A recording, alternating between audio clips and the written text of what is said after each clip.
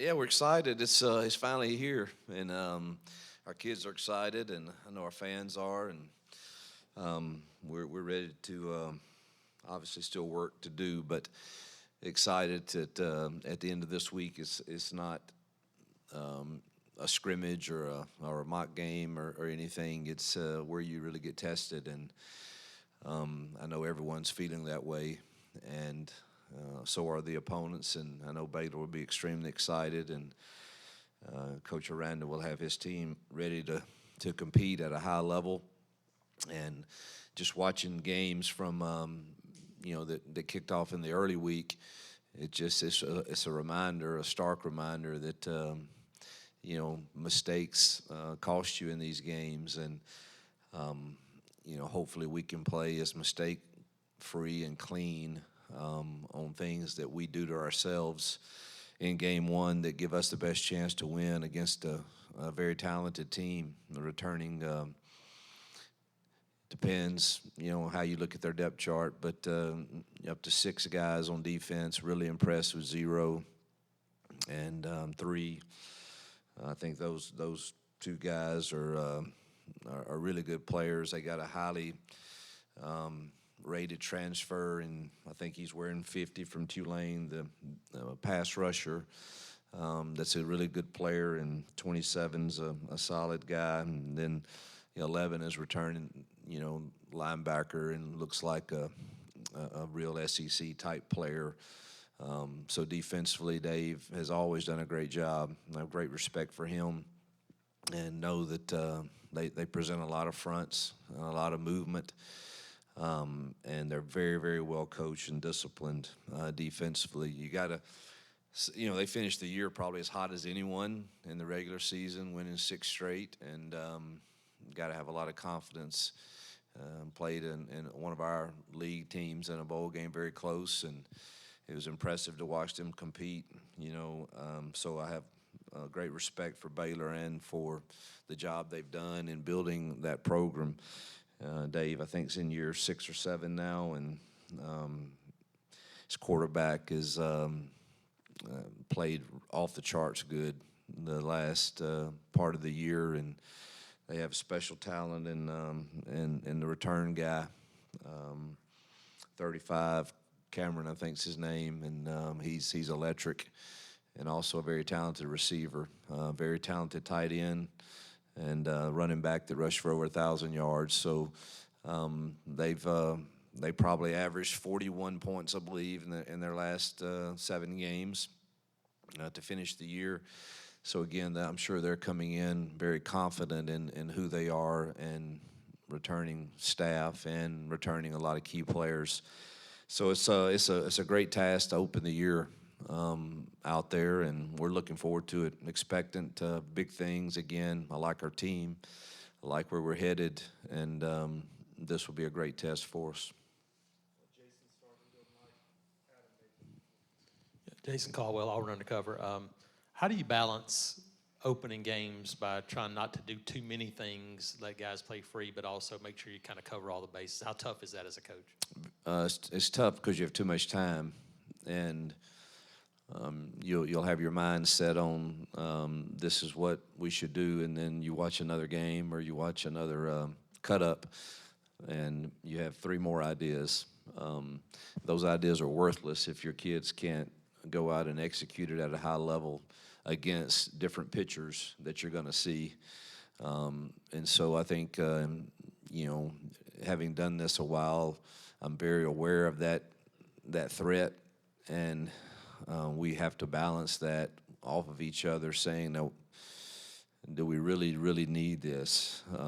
Because you can't get everything repped in practice, and you better rep the things that you think you're going to need to win the game over and over again against the different looks, and give your quarterback all of those looks. So, but that is hard for game one. It gets a little easier when you're in a normal week and you don't have much time. You're going to go with your gut and your first instinct usually in game planning. So that is a challenge in game one.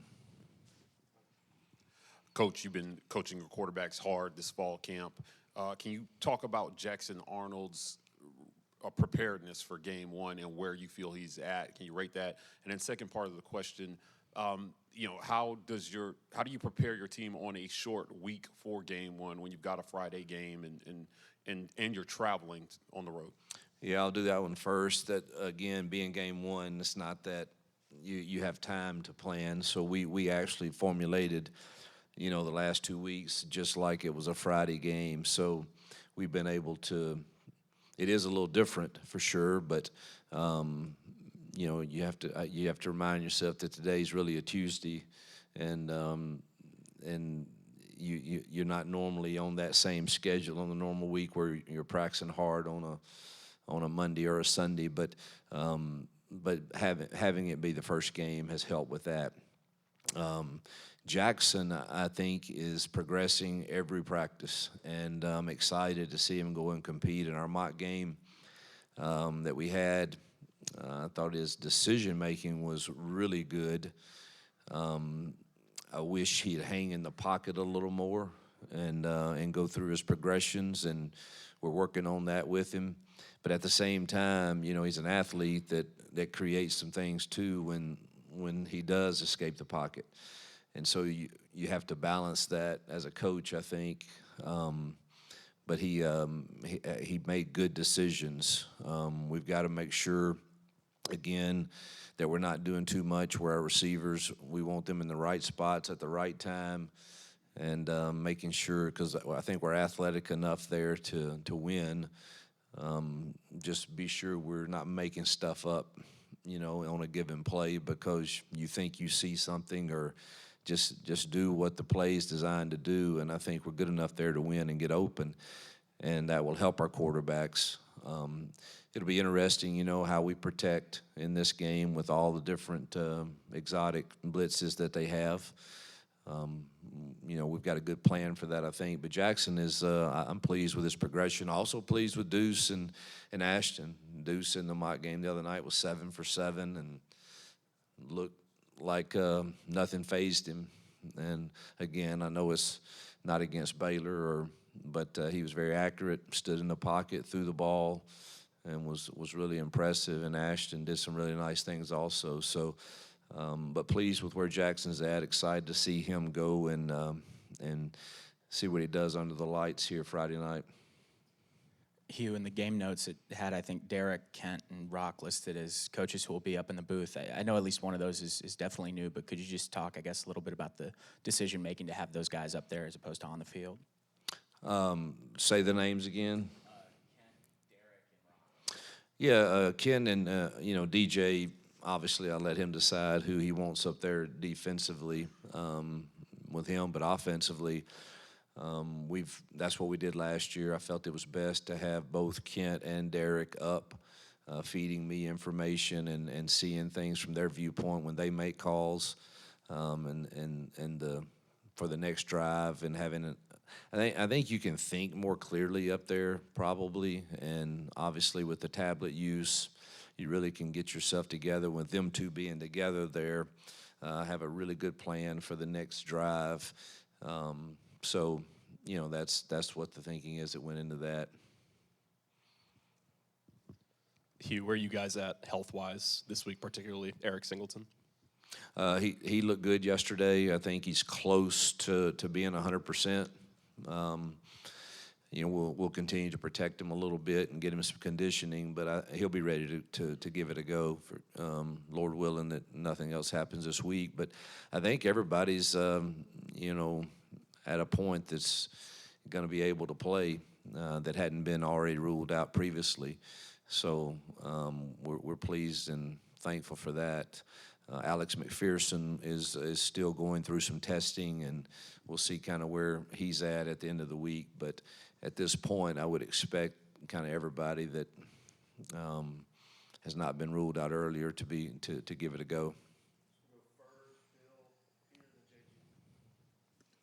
Hugh, you were in here last week talking about you wanted to see more from your guys up front with pass protection, straining more, doing that. How did they respond to that? How did you see that group do the last week in that area specifically? Yeah, they've improved. I know they're very capable of doing that. And again, I say things sometimes that are and I don't know that everybody hears everything I say. You know, they see 1,000 different looks right now that they probably hadn't been coached very well to protect either. And so, you know, I hope that means we've got some good one-on-one pass rushers.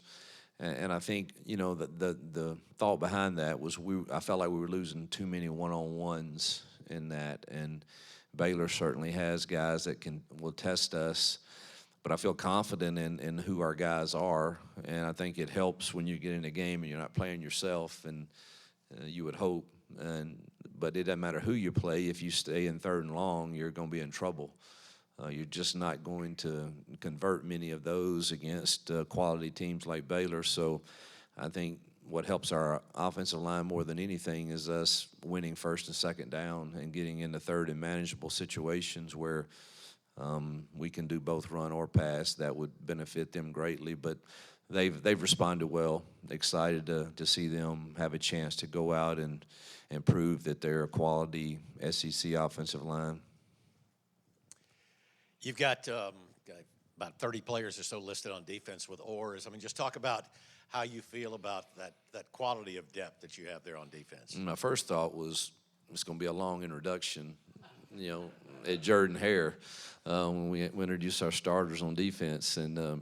But the truth is that is really it.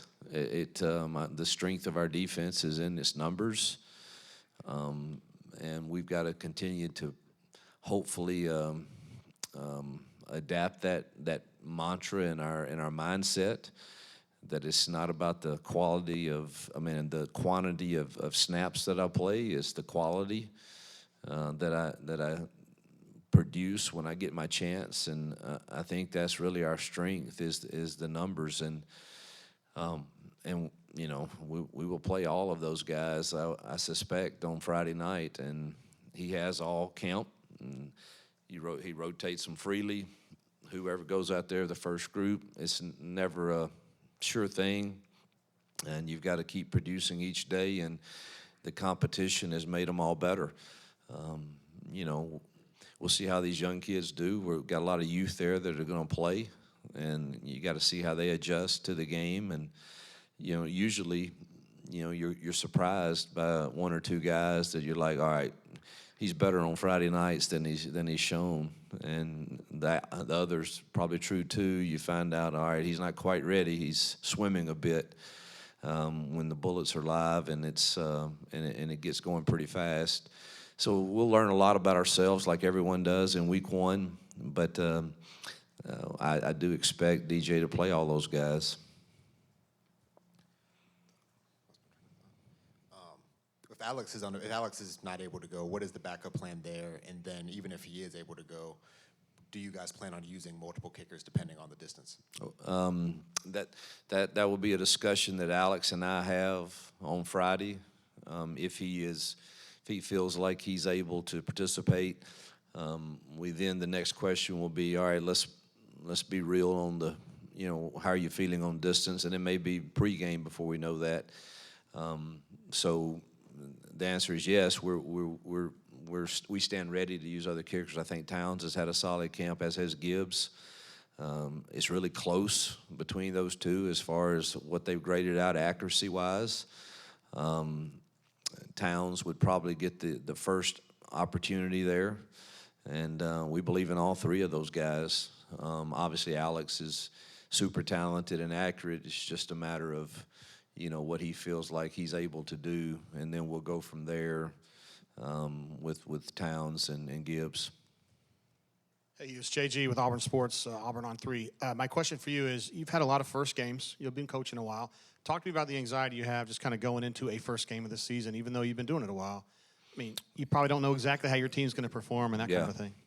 You know, I'm not a real anxious person, but the more film you watch, like we've been up since practice has ended, watching more tape, and I did just say to them, I think I need to quit watching tape because the more I watch, the better they get in my mind. And you know, I know they're a really good team, but that does create in you some man. Let's go find out. And so I guess that is anxiousness. But I'm full of excitement of this team. I know I've been around enough to know when you have enough talent to win games, and we do, and we're not going to run from that. We're excited about it, and now we've got to go prove that. And I don't know what the results will be on any given game because, as you know, there's a lot of teams that can beat you on a given night if you don't play very well.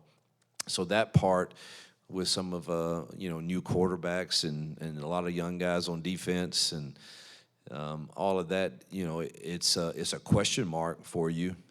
But I'm excited to go see them play. I know they are. When I walked in the team room to talk about our theme this week, they were excited and ready. Y'all made the announcement this week about the Yellowwood thing on the field. How important is it these days for some people who can that probably wouldn't have ever liked the idea necessarily of doing some things like putting advertising on the field? How important is that in this era to have people willing to do that? Yeah, we couldn't function in today's climate without the quality of boosters and supporters that we have. It would be impossible, and we're blessed here at Auburn to have many great ones that have obviously stepped up and done new and new things that are a sign of the new climate. And so that's just another one, and we're very grateful that we have those people that are willing to do that time and time again. And I know they probably get tired of us always calling the same few, but we're very thankful here that we've got many great boosters that are helpful in a lot of ways. You, Brian Matthews, AuburnSports.com, on Three Rivals. How do you feel about the development of your pass rush throughout camp to now? If again, I've got a sample size that's huge, and you can't carry all of that into. I mean, if they could do everything that they've done every single day in a single game, it'd make you feel very, very great. But Baylor's going to dictate too, some of which we can or cannot do, But I like the athleticism of our edge. I like the physicality and push that our inside guys have gotten against us.